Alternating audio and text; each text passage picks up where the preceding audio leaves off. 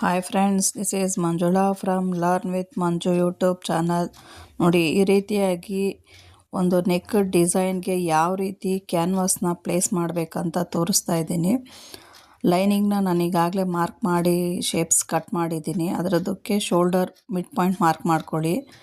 Canvas ಕೂಡ ಈ ಥರ ಶೋಲ್ಡರ್ ಮಿಡ್ ಪಾಯಿಂಟ್ ಮಾರ್ಕ್ ಮಾಡ್ಕೊಳ್ಳಿ.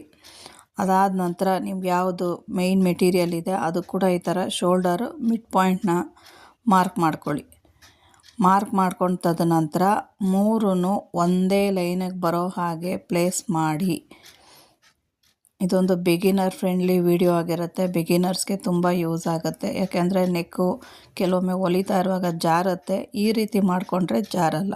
ನೋಡಿ, ಈ ಥರ ಎಲ್ಲ ನಾಚ್ ಪಾಯಿಂಟ್ಸ್ಗಳು ಒಂದೇ ಲೈನಿಗೆ ಬರೋ ಹಾಗೆ ಮಾಡಿಬಿಟ್ಟು ಈ ಥರ ನೋಡಿ ಹಿಂಗೆ ಬರಬೇಕು. ಈ ರೀತಿ ಎಲ್ಲ ಮೂರೂ ಒಂದೇ ಲೈನಲ್ಲಿ ಹೀಗೆ ಬರಬೇಕು. ಈ ರೀತಿ ಬಂದ ಮೇಲೆ ನಂತರ ನೋಡಿ ಈ ಥರ ನಾವು ಪಿನ್ನ ಹಾಕಿ ಪ್ಲೇಸ್ ಮಾಡಿ ಅದನ್ನು ಫಿಕ್ಸ್ ಮಾಡ್ಕೊಳ್ಳೋಣ.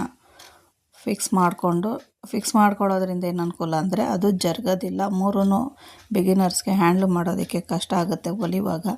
ಈ ರೀತಿ ಮಾಡಿಕೊಂಡಾಗ ಅದು ಜರುಗೋದಿಲ್ಲ. ಶೋಲ್ಡರ್ ಮಿಡ್ ಪಾಯಿಂಟ್ ಹಾಗೇ ಇರುತ್ತೆ. ಮತ್ತು ನಾವು ಮೇಯ್ನ್ ಮೆಟೀರಿಯಲಲ್ಲಿ ಹಾರ್ಮೋಲ್ ಕಟ್ ಮಾಡಿರೋದಿಲ್ಲ, ಅದರಿಂದಾಗಿ ಜರುಗಲ್ಲ. ನೋಡಿ, ಫೈನಲ್ ಲುಕ್ಕು ಇದಾಗಿರುತ್ತೆ. ಇದೇ ರೀತಿ ಇನ್ನು ಸೇವಿಂಗ್ ಟಿಪ್ಸ್ ಬೇಕಂದರೆ ನಮ್ಮ ಚಾನಲ್ನ ಲೈಕ್ ಮಾಡಿ, ಫಾಲೋ ಮಾಡಿ ಮತ್ತು ಸಬ್ಸ್ಕ್ರೈಬ್ ಮಾಡಿ. Thank you. ಬಾಯ್.